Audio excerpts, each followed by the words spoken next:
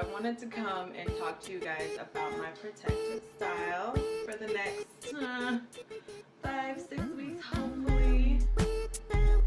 Box braids. Let's see. Oh my gosh. I did them myself. It took me about 8 hours of my time, probably about a good 2.5 hours of my friend doing the back for me.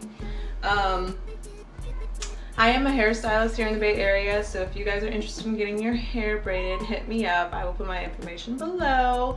And so let's talk about it. So box braids. Braids are in general a great protective style, whether it's spring, summer, fall, or winter. For me, in summer, I like to wear my hair out, and for fall, I like to protect it. So I don't actually do my hair that often. However, I will be doing it more often because my hair has been in dire need of protection and put away and just left alone, really. That's the case. But the important thing to know is that while your hair is tucked away, it is vital to keep your hair moisturized and your scalp, you know, oiled, and just everything that you would do with your hair.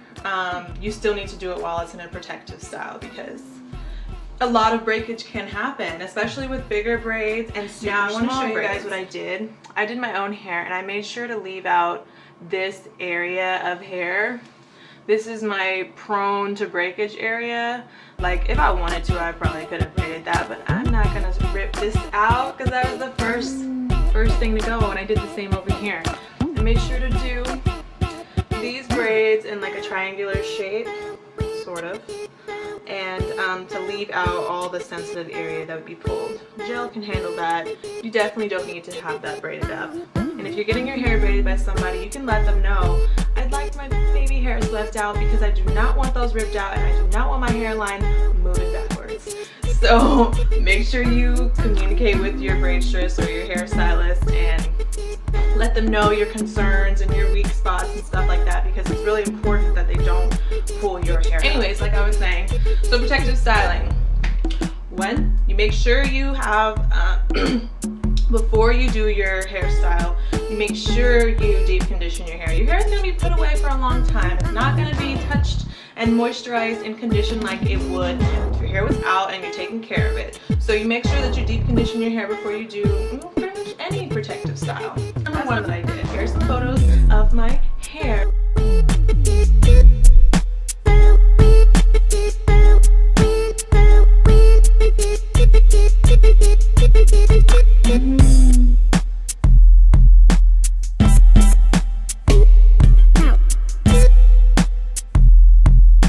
First, deep condition your hair, hot oil treatment, whatever kind of treatment you need to do to your hair that you know you need to do it before you put it away.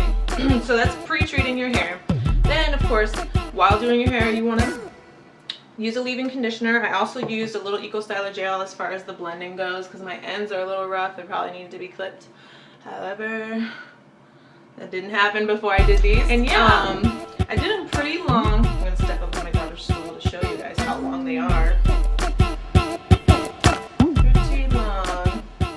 And I don't really like this, but I kind of cut the ends bluntly. And the reason why that happened, I would never do this to a client's hair unless they wanted me to, but the reason why that happened is because I had some that were just super long for no reason, and I really just wanted them all to be like really like up here, but here's what it ended. This is partially why it took me so long to braid. I never have braided my hair this long, and oops, don't let me fall. Yeah, so this is how long my hair is. Very long indeed. Let me show you how I'm going to moisturize my hair.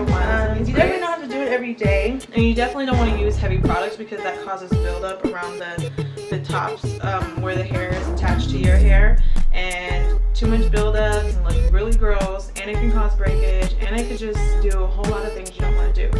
So right now, for me, moisturizing is really like light stuff, and I mean like this is pretty light, but I use it light. Like basically, it's gonna be water and oil. And you don't want to use a heavy oil. You want to use a lighter oil, obviously. The oil that I'm using, that I use all the time, is Trader Joe's coconut oil. Coconut oil in general is a light oil. Is you're going to lightly spray the top, of course the back, the middle, the sides, underneath. And then you can spray a little bit on the actual braids themselves because you do have hair in there that you want to get touched with some water. I don't wet my hair while I'm in the shower. That would cause a lot more frizziness at the top than this would. So that's why I don't do this in the shower. So not too much water at all. I don't want it to be dripping or anything like that. But I don't know if you can even see this. Woo. Anyways, so as you can see, my scalp is a little mystified. What I'm gonna do is take just a little bit of coconut oil, not very much. It looks kind of like a lot, but it's gonna spread around. I'm gonna rub it and just go through my hair. The good thing about having big braids is the parts are big, the squares are big. It's not gonna take as long to take my hair down.